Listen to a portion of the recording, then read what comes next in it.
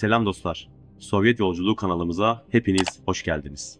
Yolculuğumuzun bu durağında sizlerle dünyanın nükleer savaşın eşiğine geldiği bir andan, Süveyş krizinden ve Sovyetler Birliği'nin bu krizdeki etkilerinden bahsedeceğim.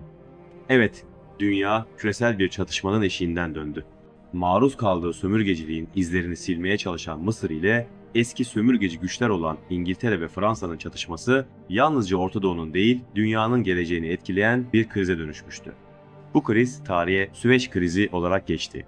Ama aslında bu kriz yalnızca Mısır ile Batı arasında yaşanan bir çatışma değildi. Soğuk Savaş'ın tam ortasında iki süper gücün dünyayı kutuplara ayırdığı bir dönemde patlak verdi. Bir tarafta ABD ve Batı bloğu, diğer tarafta Sovyetler Birliği ve destek verdiği gelişmekte olan ülkeler vardı. Yani bu hikayede Mısır yalnız değildi. Yanında güçlü bir siyasi ve diplomatik destekçisi vardı. Sovyet Sosyalist Cumhuriyetler Birliği. Evet, 1956 yılında dünya Orta Doğu'da patlak veren bir krizle sarsıldı. Ve bu kriz gerçekten çok ciddiydi. Mısır Devlet Başkanı Cemal Abdülnasır, ülkesinin onurunu ve bağımsızlığını savunmak adına tarihi bir adım attı. Süveyş kanalını kamulaştırdı. Bu karar sadece Mısır'ın değil, aynı zamanda sömürgeciliğe karşı mücadele eden tüm ülkelerin sesi oldu. Ancak bu adım Batı'nın kapitalist çıkarları için doğrudan bir tehditti. Fransa, Birleşik Krallık ve İsrail birlikte hareket ederek Mısır'a karşı askeri müdahaleye karar verdiler. Ama önlerinde sömürgeciliğe karşı kapı gibi duran Sovyetler Birliği'ni buldular.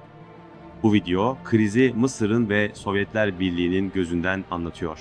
Peki Sovyetler Birliği bu krize nasıl dahil oldu? Neden Mısır'a sahip çıktı ve dünya nükleer savaşın eşiğine nasıl geldi?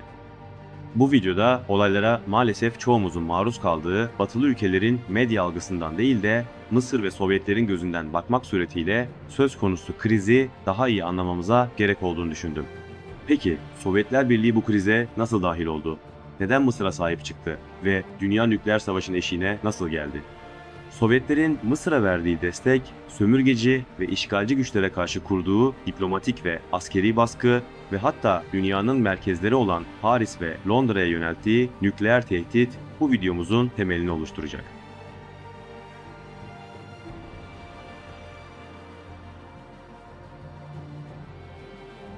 Süveyş kanalı 1869'da açıldığından beri sadece bir deniz yolu değil, aynı zamanda emperyalizmin en somut sembollerinden biri olmuştu. Mısır topraklarında olmasına rağmen kanalın kontrolü Fransa ve İngiltere'nin elindeydi. Mısır uzun süre bu gerçeğe boyun eğmek zorunda kaldı. Ancak bu durum 1952'deki Hür Subaylar Devrimiyle değişti. Monarşi bitmiş, Mısır'daki yabancı devletlerin nüfuzuna son verilmesi amaçlanmış ve ülke bağımsızlık yoluna girmişti. Hür Subaylar Hareketi'nin lideri Cemal Abdülnasır, Mısır'ın yeni devlet başkanı olduğunda ilk iş olarak Mısır'ın bağımsız bir ülke olduğunu ve artık batılı güçlerin çıkarlarına hizmet etmeyeceğini ilan etti. Bunun üzerine ABD ve İngiltere, Aswan Barajı projesi için verdikleri ekonomik desteği çekerek Mısır'a baskı yapmaya çalıştılar. Ancak Nasır bu baskıya boyun eğmedi. Temmuz 1956'da Süveyş kanalının kamulaştırıldığını açıkladı. Bu adım Mısır halkı için bir dönüm noktasıydı. Sovyetler Birliği bu gelişmeyi büyük bir memnuniyetle karşılamıştı. Sovyet gazetelerinde Mısır'ın sömürgecilikten kurtuluşunun başlangıcı konulu çok sayıda makale yazıldı. Pravda gazetesinde yer alan yorumlarda emperyalizme karşı verilen mücadelede bir meşale olarak tanımlandı. Sovyetler Birliği bu süreçte Mısır'a diplomatik ve siyasi destek vererek onu yalnız bırakmadı. Bu kamulaştırma kararı sadece ekonomik bir mesele değildi, aynı zamanda Orta Doğu'daki bağımsızlık hareketlerinin de bir simgesi haline gelmişti. Peki batılı ülkeler bilindiği üzere böyle durumlarda ne yapar? İşgal ve savaş. Derhal Mısır'ın işgali senaryoları yürürlüğe kondu. Diğer bölümde bunu inceleyelim.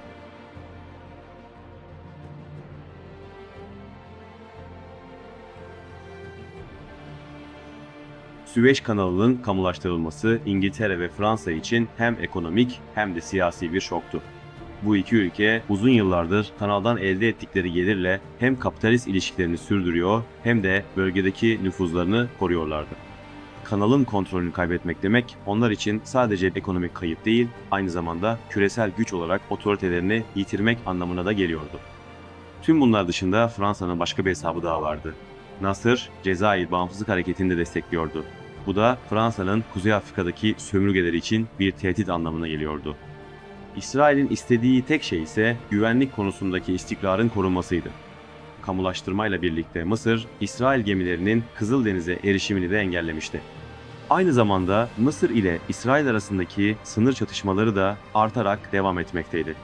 İşte bu üç ülke, yani İngiltere, Fransa ve İsrail aralarında gizli bir anlaşma yaptı. Plana göre önce Mısır'a İsrail saldıracak, ardından da İngiltere ve Fransa çatışmayı ayırma bahanesiyle savaşa müdahil olacaktı. Plan yürürlüğe kondu, İsrail Sina Yarımadası'na saldırdı. Ardından İngiltere ve Fransa da hava bombardımanlarına başladı. Bu açıkça Mısır'ın planlı bir işgaliydi. Mısır, ülkesinin işgaline karşı büyük bir direnişle direnmeye başladı. Ancak bu üç ülke topyekün bir işgal savaşı başlatmıştı ve bölgeye büyük bir askeri güç yığınağı yapmıştı. Dolayısıyla askeri güç anlamında bu savaşa yeterli altyapısı olmayan Mısır'ın bağımsızlığı direkt olarak tehdit altındaydı. Batı dünyası ise bu işgali barış operasyonu olarak pazarlamaya çalışıyordu. Ama aslında amaçları açıktı. Süveyş kanalını ve Mısır'ı yeniden Batı'nın sömürgesine sokmak. Sovyetler başından beri olanları yakından izliyor ve aynı zamanda diplomatik ve stratejik hazırlıklarını yapıyordu. Sovyetler Birliği bu maskeyi düşürmekte kararlıydı. Sovyetler Birliği'nin İngiltere, Fransa ve İsrail'in bu sömürgeci işgaline yanıtı çok sert oldu. Diğer bölümde Sovyetlerin bu krize nasıl dahil olduğunu izleyelim.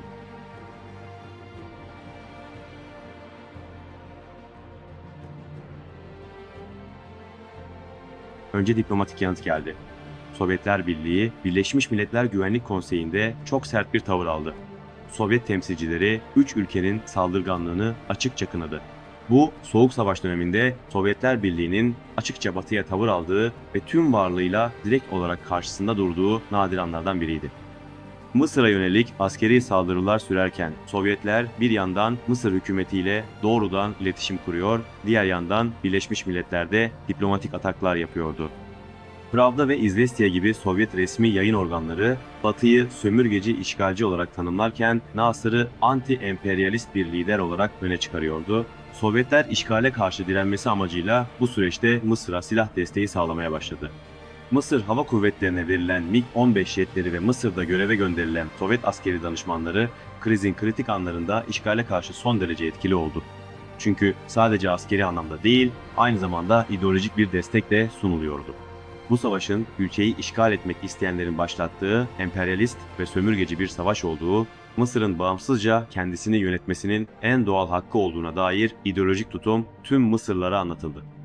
Böylece işgale karşı direniş hızla büyüdü. Diğer yandan Sovyetler bu krizi yalnızca bir bölgesel çatışma değil, küresel bir mücadele olarak görmekteydi. Bu anlamda Sovyetler Batı'nın saldırganlığını engelleyerek tüm dünya ülkelerince büyük bir prestij kazanmıştı. Çünkü tüm dünyaya eğer siz bağımsızlığınızı korumak istiyorsanız yanınızda olacağız mesajı veriyordu. Bu destek mesajı sadece Mısır'a değil, Asya, Afrika ve Latin Amerika'daki tüm sömürge karşıtı bağımsızlık hareketlerine yönelikti. Sovyetler krize müdahil olan batılı güçlere açık ve sert mesajlar vermeye başladı. Diplomatik baskı yerini askeri ve nükleer savaş tehdidi aldı. Tüm uyarılara rağmen Batı'nın sömürgecilik amacıyla yaratılan çatışmaları durdurmaması Sovyetlerin sabrını taşırıyordu. Madem durmuyorlardı, durduracak bir şey vardı: Sovyetlerin nükleer kartının devreye sokulması.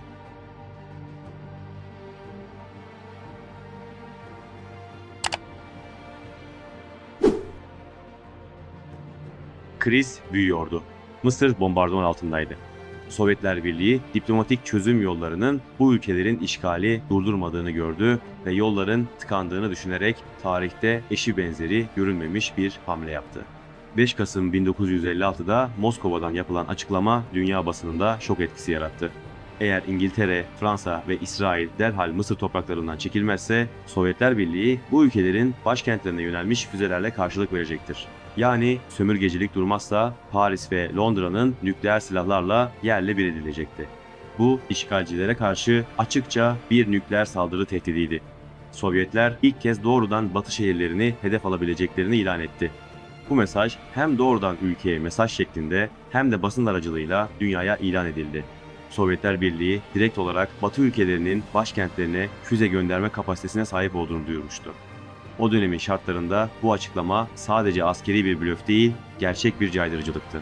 Çünkü Sovyetler Birliği 1955'te ilk kıtalar arası balistik füze denemelerini başarıyla yapmıştı. Batı ülkelerinin ise bu askeri kapasiteye ulaşması hala sınırlıydı. Üstelik Sovyetler büyük bir nükleer güçtü, varlık yokluk gibi bir ciddi savaşta düşmanlarını yerle bir edeceğini zaten duyurmuştu. ABD yönetimi Sovyetlerin bu tehdidinin ciddiyetini anladı. Diğer yandan kendi müttefiklerinin yayılmacı amaçlar için savaşması karşısında hem kendi içinde hem de uluslararası ortamda tepki görmüştü. Başkan Eisenhower müttefikleri olan İngiltere, Fransa ve İsrail'e geri çekilme yönünde baskı yapmaya başladı. "Hemen çekilin, aksi takdirde krizin bedeli çok daha büyük olur," dedi. ABD Süveyş krizinin daha büyük bir çatışmaya dönüşmesi ve Doğu-Batı blokları arasında bir savaş şeklini almasından çekindi. Çünkü Doğu bloğu ve Sovyetler gerçekten büyük bir güçtü. Ayrıca bu savaş büyürse bölgedeki Batı karşıtı akımlar güçlenecek ve Arap ülkeleri Sovyetlerden yana tavır alacaktı. Özellikle petrol konusu sebebiyle çok önemli olan bu bölgede Sovyet etkisi ABD için kabul edilemezdi. Yani ABD Mısır halkını falan düşündüğü için değil, tamamen yine kendi emperyalist çıkarlarını düşünerek bu çatışmaya karşı çıktı. Sonuç olarak Sovyetler yalnızca bir ülkeyi savunmakla kalmadı, aynı zamanda nükleer caydırıcılık kartını dünya sahnesinde kullandı ve başarılı oldu. Tüm bu gelişmelerin ardından Sovyetler zafer kazanmıştı, işgalci kuvvetler Mısır'dan çekilmeye başladı.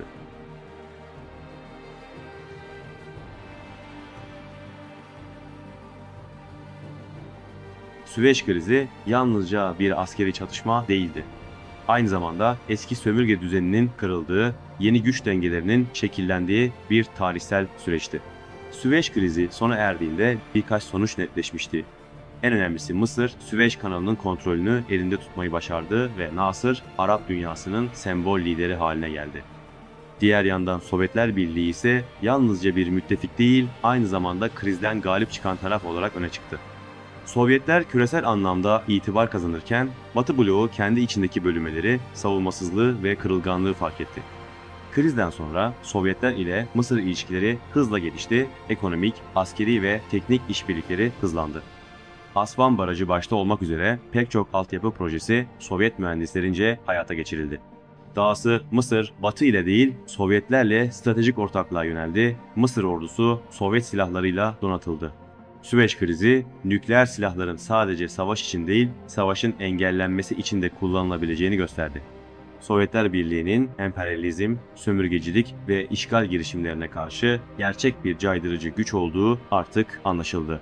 Yani diğer bir deyişle, Batı'nın her istediğini yapamayacağının ve dünya üzerindeki hakimiyetinin sorgulanacağının bir göstergesi oldu. Evet dostlar, Süveyş krizi bir ülkenin ekonomik bağımsızlığına sahip çıkma çabasıyla başladı ama kısa sürede dünyanın büyük güçlerini karşı karşıya getiren bir satranç tahtasına dönüştü. Bu kriz, sömürgecilik alışkanlıklarının ve askeri işgallerin nasıl çok daha büyük çatışmalara dönüşebileceğini insanlığa anlattı. Cemal Abdülnasır'ın Süveyş kanalını kamulaştırması sadece Mısır için değil, dünya genelinde kolonileştirilmiş halklar için bir cesaret örneği oldu. Sovyetler Birliği bu noktada klasik anlamda savaşa girmedi. Ama kararlı diplomatik tutumu ve net mesajları sayesinde savaşın seyrini değiştirdi. "Eğer çekilmezseniz başkentleriniz hedefimiz olur" gibi sert uyarılar yalnızca bir tehdit değil, aynı zamanda dünyayı tek kutuplu bir yer olarak görmeyin çağrısıydı. Ve bu çağrı karşılık buldu. Aslında bu kriz, nükleer silahların varlığının ilk kez barışçıl bir sonuca hizmet ettiği bir dönemeçtir. Çünkü o dönemde Sovyetler elindeki nükleer kapasiteyi bir saldırı aracı olarak değil, diplomatik baskı ve caydırma unsuru olarak kullandı. Yani savaşın değil, barışın garantisi olarak konumlandırdı. Bu yönüyle Süveyş krizi, nükleer silahların sadece yıkım değil, bazen de denge sağlayıcı unsurlar olabileceği fikrini uluslararası ilişkilerde gündeme taşıdı. Bugün Süveyş krizine dönüp baktığımızda yalnızca 1950'lerin politikalarını değil, günümüz uluslararası ilişkilerinin de köklerini görebiliriz.